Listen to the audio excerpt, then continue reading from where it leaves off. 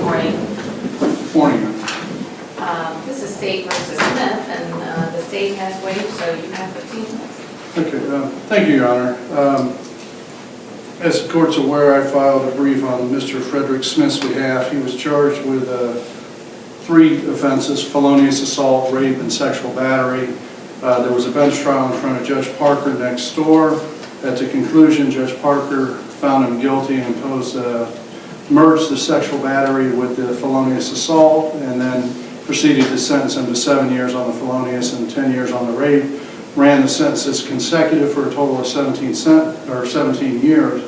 I, in turn, filed my brief raising 7 assignments of errors. I'm only going to argue 2 or 3 of them this morning.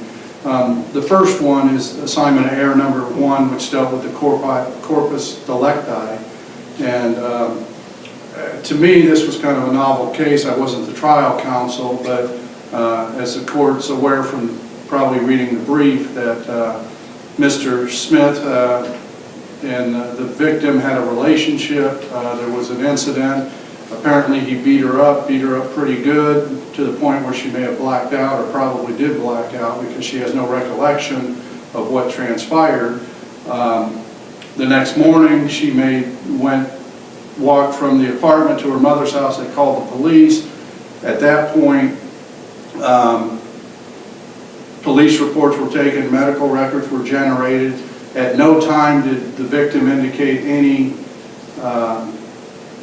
didn't inform any of the various parties she interacted with that there had been any type of sexual contact between the victim and my client.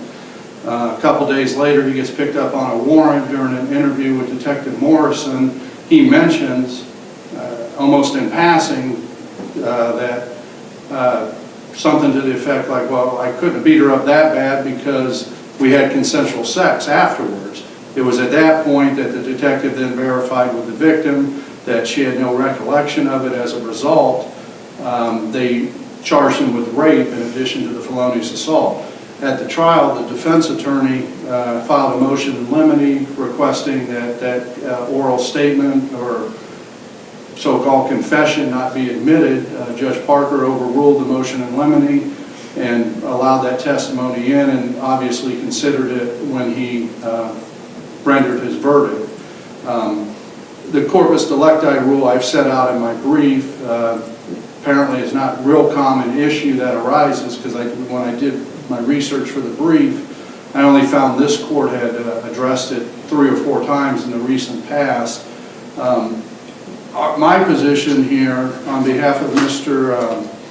Smith is actually summarized really on page 12 of my brief, where I indicate that the state has failed to present sufficient independent evidence outside of Mr. Smith's oral statement tending to establish the corpus delicti before the confession or the oral statement could be admissible for 3 main reasons.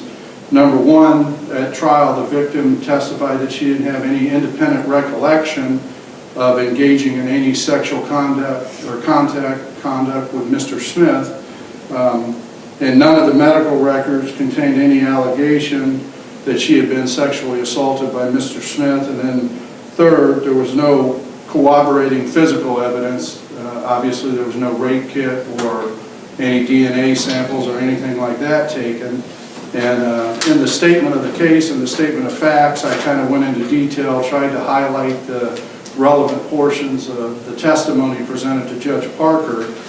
But I understand, and the standards of review is set forth, as well as the standard for the state's burden of proving the corpus delicti and the merits of my brief, and as well as the prosecutor's brief. But that was the first assignment of error. Well, before you leave that, the state, of course, is arguing that it really isn't even a confession, that he just indicated that he had consensual sex with the victim. And if that's the case, he's not confessing to a crime. It's not a crime to have consensual sex with somebody. So the corpus delicti rule doesn't even come into play. That's what a prosecutor Cassay argued in his brief. So I'm wondering, what do you think about that? Well, I take his statement as a confession, because that goes kind of hand in hand with probably the third thing the next argument I was going to make, whether or not the two offenses of the felonious assault and the rape could merge. On its face, it would appear that, there's different elements of a rape and a felonious assault, specifically the sexual conduct part of it. But in this particular fact pattern, it's all occurring, I don't know if it occurred over a period of 30 minutes or 4 hours, because I wasn't trial counsel and the transcript wasn't clear on that. But it just seemed to me as an appellate attorney when I looked at it, obviously the court was correct in merging the sexual battery with the rape because those are allied offenses.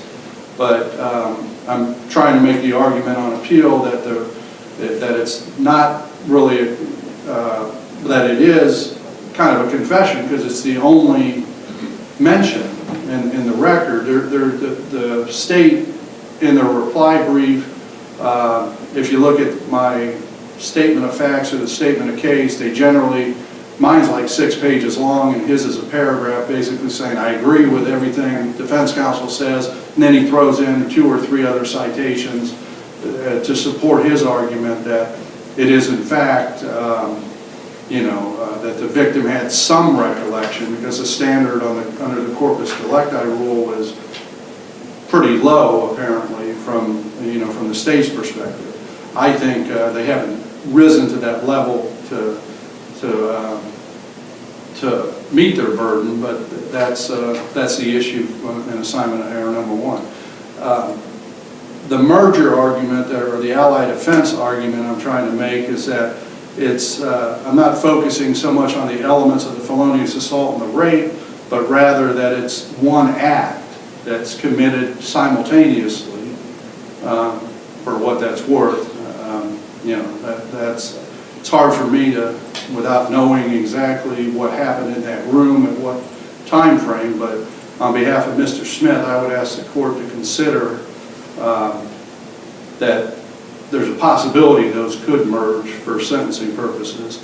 And then the third argument was that I wanted to address at the oral argument dealt with the consecutive sentences that were imposed. And quite frankly, I don't want to just read my oral or my written brief to you, but it's pretty well set forth there where there's a statute. The judge pretty much complied with the statute, but there was no PSI report prepared. And I don't think they went into my client's criminal history in much detail at the sentencing hearing.